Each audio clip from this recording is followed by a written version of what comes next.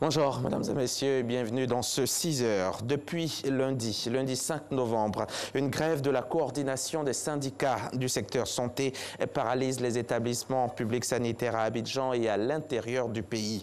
À la deuxième journée de la grève, le ministre Aka Awele Eugène s'est rendu au centre hospitalier régional de Yamoussoukro pour faire le constat d'usage. Le reportage de Cheikh Koné. Il est 14 h lorsque le cortège du ministre de la Santé et de l'Hygiène publique arrive au centre hospitalier régional de Yamoussoukro. Aka Awele visite tour à tour les services des urgences, de la pédiatrie, du bloc opératoire et de la salle d'accouchement. L'objectif de cette mission terrain est de constater l'existence d'un service minimum. Nous sommes venus faire le constat. Il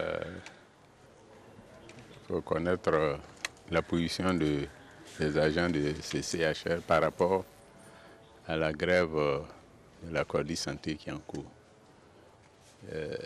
Je suis peiné par ce qui s'est passé ici et peut-être dans d'autres établissements sanitaires. Je suis venue faire échographie. Donc je suis venue à 8 h, on me dit que le docteur n'est pas là, que de venir à 14 h. Je suis arrivée aux environs de midi, je suis venue accompagner ma soeur qui est en travail. Et ils nous ont bien accueillis. Elle a accouché, on a atteint un peu pour rentrer à la maison. Ici, au centre hospitalier régional de Yamoussoukro, le taux de présence a connu une hausse à la deuxième journée de la grève. Il est passé de 42,17% à 50% de taux de présence. Un effort salué par le ministre qui a par ailleurs invité l'ensemble des grévistes à privilégier le dialogue. J'invite les responsables de la coordination santé d'avoir un peu d'amour pour les autres Ivoiriens. Même s'ils pensent qu'ils ont raison, mais ils n'ont pas raison. Avoir un peu d'amour, d'avoir la crainte de Dieu pour permettre à d'autres aussi de vivre. Les malades qui sont là-bas, ils sont plus malheureux qu'eux. Eux au moins ils marchent. Eux au moins ils ont la santé. Je leur demande instamment au nom du gouvernement qui est prêt également à ouvrir le dialogue. C'est le lundi 5 novembre que la coordination des syndicats du secteur santé, Codi Santé, a lancé une grève de 5 jours sur l'ensemble du territoire national. Et le revendique la révalorisation de leur indice à 150 points, ainsi que l'intégration de 860 ex-déflatés comme fonctionnaires au secteur de santé. En bref, et en image ici à Abidjan, la deuxième édition du FICIA Expo, le Forum international du commerce et de l'industrie d'Abidjan, s'est ouvert hier jeudi matin, donc en présence du vice-président de la République, le vice-président Daniel Kablan-Duncan. Vous le voyez là sur ces images, nous y reviendrons dans nos prochaines éditions. Après la deuxième édition en 2014, le Salon des infrastructures d'Abidjan a ouvert également ses portes hier sur le site de la route de l'aéroport Félix Houphouët-Boigny de Port-Bouët. Thème de cette troisième SIA, troisième édition, c'est penser l'aménagement du territoire en intégrant les réseaux intelligents. À travers ce salon, le GIBTP, le groupement ivoirien du bâtiment et des travaux publics qui organise ce salon, le GIBTP veut faire des propositions au gouvernement pour gérer de façon efficace les infrastructures. C'est Francis Boifo qui nous explique tout ça.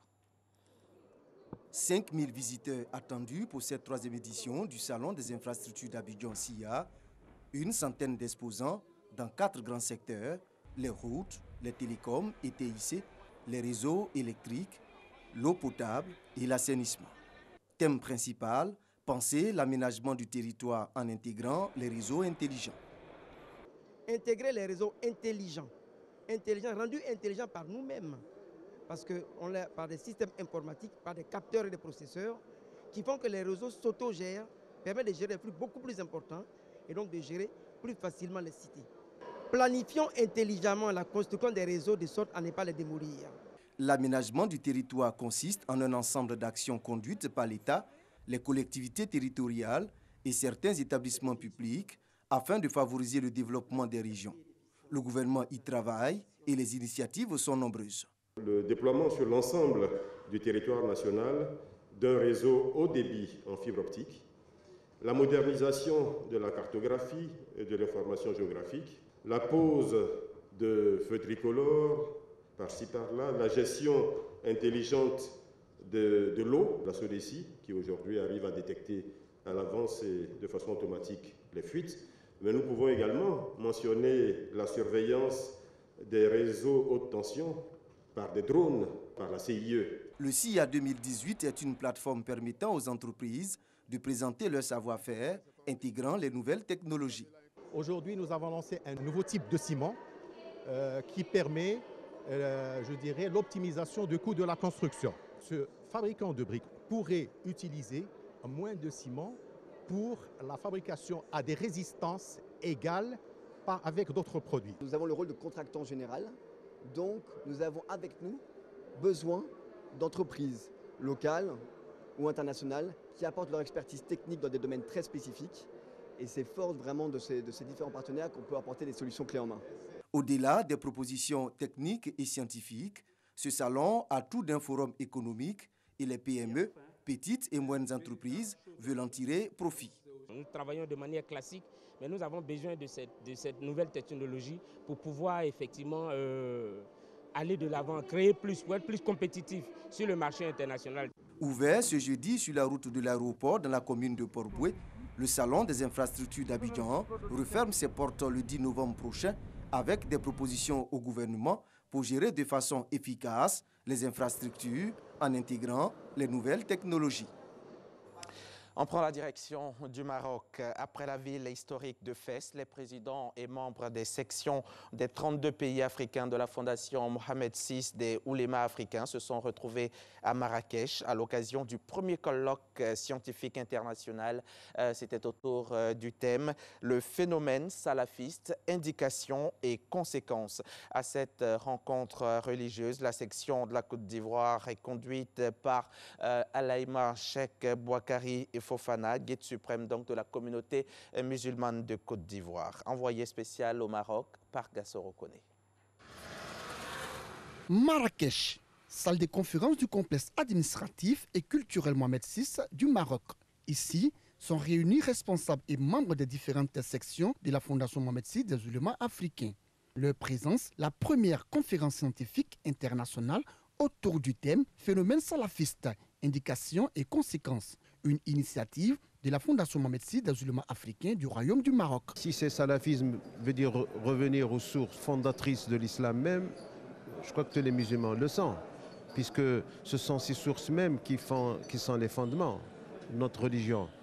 Mais l'esprit de tolérance, l'esprit de quiété, l'esprit d'ouverture, l'esprit d'approcher l'autre comme il se doit et comme la religion l'impose, c'est aussi un des fondamentaux justement de cette thématique-là. À ce grand rendez-vous de la promotion des vraies valeurs de l'islam, la tolérance, la solidarité, l'amour, le pardon et la fraternité était présente la section de la Côte d'Ivoire. Si nous suivons le prophète Mohammed sallallahu alayhi wa sallam et nous suivons ses compagnons et si nous suivons ceux qui ont suivi les compagnons et si nous pratiquons comme l'islam a été pratiqué chez nous, et tant qu'on se réclame de cela, on est salafite. Mais le salafisme ne doit pas être synonyme de la violence, de l'exclusion. Cette première conférence scientifique internationale sur le salafisme fait suite à la deuxième session ordinaire de la Fondation tenue dans la vieille ville historique de Fès. Conférence à laquelle les oulémas des 32 pays d'Afrique et ceux venus des pays occidentaux ont pu, à travers une projection de films, découvrir l'historique et la création de la Fondation Mohamed VI des oulémas